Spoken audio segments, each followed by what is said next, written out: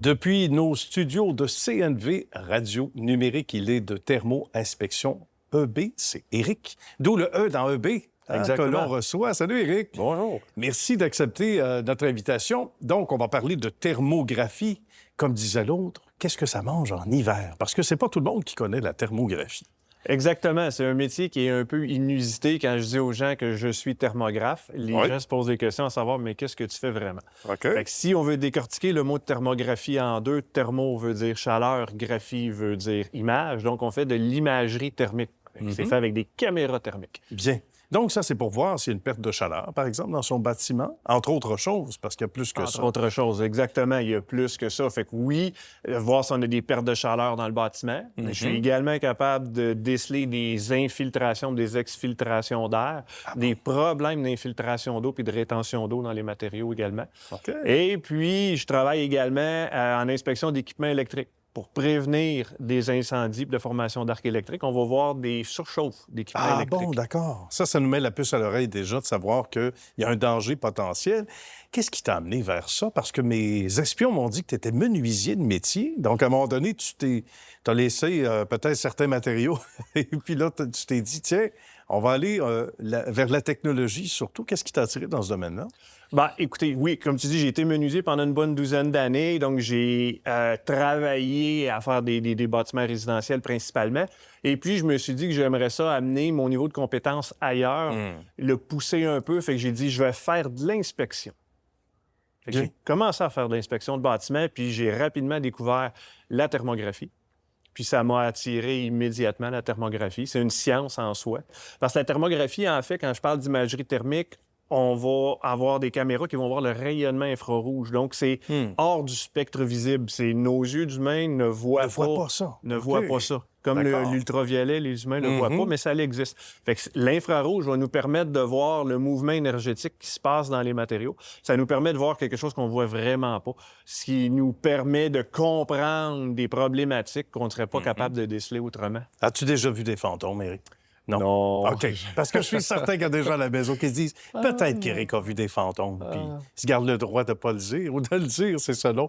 Mais quand on regarde l'ensemble du portrait, comment ça fonctionne avec les gens? Parce qu'on parle finalement de bâtisses de tout genre où tu fais tes inspections de thermographie. Comment ça fonctionne, le contact? Ce sont les gens qui vont vers toi surtout, j'imagine. Oui, tout à fait. C'est généralement, c'est les gens qui vont m'appeler, qui vont souvent faire face à des problématiques et qui ne sont pas en mesure de soit les quantifier ou de les qualifier. C'est-à-dire, si on parle de perte de chaleur, par hasard, c'est-à-dire, écoute, on a un inconfort à la maison, puis on aimerait ça savoir qu'est-ce qu'il faut faire, puis sont où nos problèmes. Bien voilà, parce que souvent, ça coûte cher. On voit les factures d'hydro arriver, puis on dit, il me semble qu'on n'a pas si chaud que ça. En hiver, on fait attention, etc.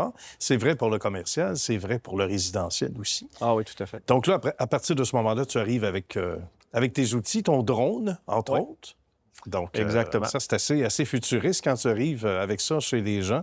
Ça ressemble à quoi la réaction, d'ailleurs, du public par rapport à ça? C'est comme une bébite, hein? On dit. C'est une bébite, oui, exactement. C'est comme une bébite. Puis, en fait, oui, parce que quand elle vole, elle fait beaucoup de bruit, fait qu'on dirait un gros maringouin, des fois. Oui, c'est ça. Parce que l'appareil avec lequel je vole, sur lequel mes caméras thermiques sont montées, c'est quand même un appareil qui a une très grande envergure. On parle d'environ 1 mètre d'envergure. Fait que c'est sûr que ça fait du bruit.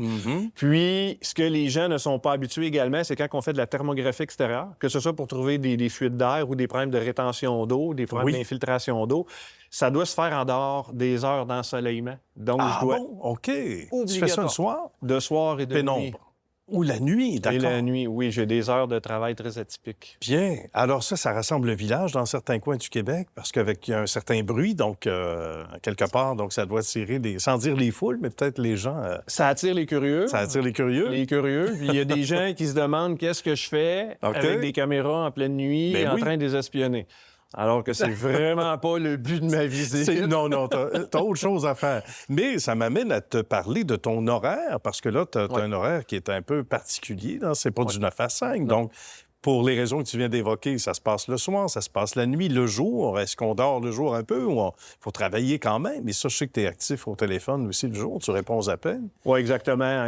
En fait, je travaille de jour, oui, parce qu'il y a des thermographies que je dois effectuer de jour. Donc, si je vais en entreprise faire des équipements électriques, ça se fait de jour durant les heures d'opération. Si je veux aller chez des gens durant la journée dans leur propriété, puis j'ai des conditions météo favorables, ça va, je vais de journée aussi. OK. Mais par contre, il y a vraiment des expertises que je dois faire de soir et de nuit.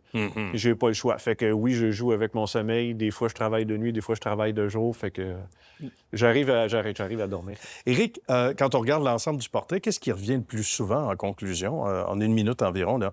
Quels sont les cas les plus typiques? Perte de chaleur, c'est surtout ça qu'on retrouve? Il y a Perte de d'autres chaleur, problématiques? oui, mais honnêtement, beaucoup d'infiltration d'eau.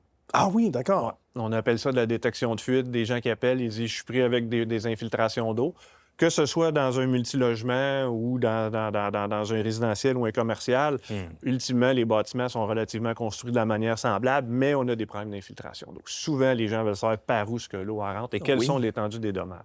Ça fait qu'on est obligé de t'appeler parce qu'on remarque qu'il y a des dommages importants. Et c'est une bonne chose de savoir qu'on peut pouvoir, qu'on est en mesure de pouvoir diagnostiquer un problème par rapport à l'eau. Parce qu'à la base, on pense thermographie, on pense à la chaleur uniquement, mais que l'eau soit... qu'on puisse déjà déceler des problématiques et des problèmes futurs d'envergure, c'est déjà excellent. Donc, on peut dire que tu sauves bien des casse-têtes, bien des maux de tête aux clients. Sans nombre d'un tout. On va inviter les gens à entrer en contact avec toi. Éric, merci beaucoup de ta visite à CNV Radio aujourd'hui. Bien, merci pour l'invitation. Ça m'a fait plaisir d'être présent. Pas de suite de succès à toi. À la prochaine. Merci.